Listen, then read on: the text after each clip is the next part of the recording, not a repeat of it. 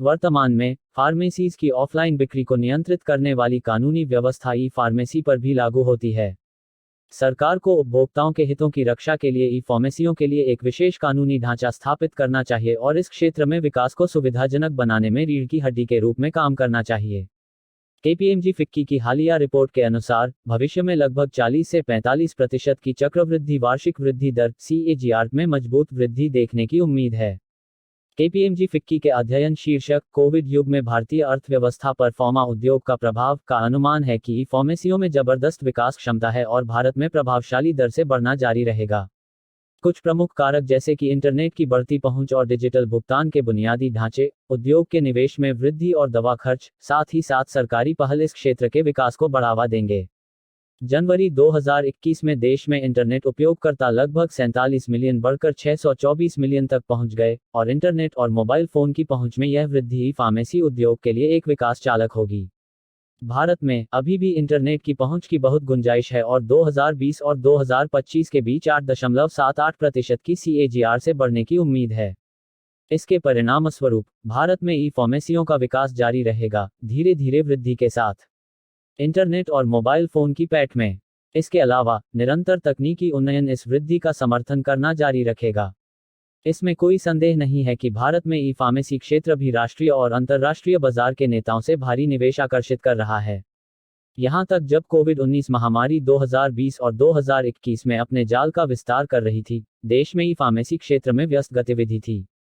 चूंकि इस क्षेत्र की क्षमता महामारी के मद्देनजर देश में धीरे धीरे सामने आ रही थी, विशेष रूप से शहरी क्षेत्रों में दवाओं की डोरस्टेप डिलीवरी के लिए लोगों की प्राथमिकता के मद्देनजर बड़े खिलाड़ी वस्तुतः एक दूसरे के साथ एक बड़ा हिस्सा पाने के लिए होड़ कर रहे थे।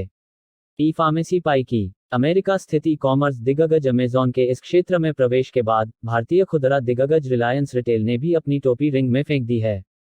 स्मार्टफोन उपयोगकर्ताओं के एक बड़े आधार द्वारा तेजी से बढ़ते बाजार का फायदा उठाने की उम्मीद करते हुए रिलायंस ने चेन्नई स्थित ऑनलाइन फार्मेसी कंपनी नेटमेड्स में लगभग कुछ समय पहले अमेज़न इंडिया ने अन्य शहरों में पायलटों का संचालन करने के लिए बेंगलुरु में अपनी अमेज़न फार्मेसी लॉन्च की थी।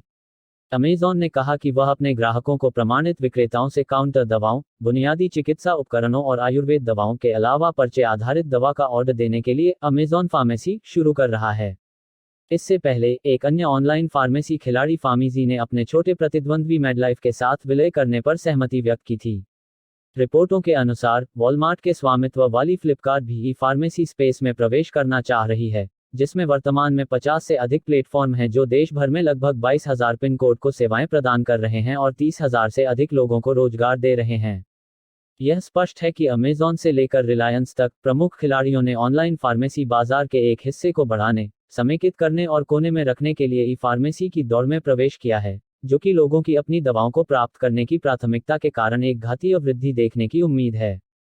बेशक जेफ बेजोस और मुकेश अंबानी जैसे अरबपतियों के प्रवेश के साथ देश का नवोदित ई फार्मेसी बाजार गतिविधि से भरा हुआ है।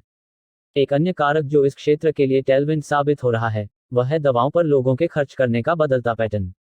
भारत में दवा खर्च भी अगले 5 वर्षों में 9 से 12 असंगठित पारंपरिक फार्मा रिटेल में मूल्य युद्ध और उपलब्धता की चुनौतियां, बढ़ती सरकारी सहायता जिसमें ई फार्मेसियों को महामारी के दौरान एक आवश्यक सेवाओं के रूप में वर्गीकृत किया गया था और Aarogya Setu app, digital India और NDHM जैसी योजनाएं ई फार्मेसियों को बढ़ावा देती हैं और व्यापार करने में आसानी को बढ़ाती हैं, ने ई फार्मेसी सेगमेंट के लिए ग्रोथ ड्राइवर के रूप में भी काम किया। टियर 2 और टियर 3 शहरों में भी बड़ी अप्रयुक्त क्षमता है, जिसे लॉजिस्टिक्स चैनलों के सुधार के लिए निवेश द्वारा पूरा किया जा सकता है। निश्चित रूप से ई फार्मेसियों का भविष्य उज्ज्वल है और भारतीय बाजारों में उछाल जारी रहेगा। इंटरनेट की पहुंच में वृद्धि, निवेश और दवा खर्च, आपूर्ति श्रृंखला रसद में सुधार, डिजिटल भुगतान बुनियादी ढांचे और कानूनी नियामक ढांचे, डेटा सुरक्षा सुनिश्चित करने के उपाय और अधिकृत दवाओं की बिक्री जैसे कारक, ये सभी इस क्षेत्र को एक मजबूत विकास देखने में मदद करेंगे आने वाले वर्षों में देश में। सो गाइस, आपको ये वीडियो कैसे लगा वो मुझे कमेंट बॉक्स में बताइए।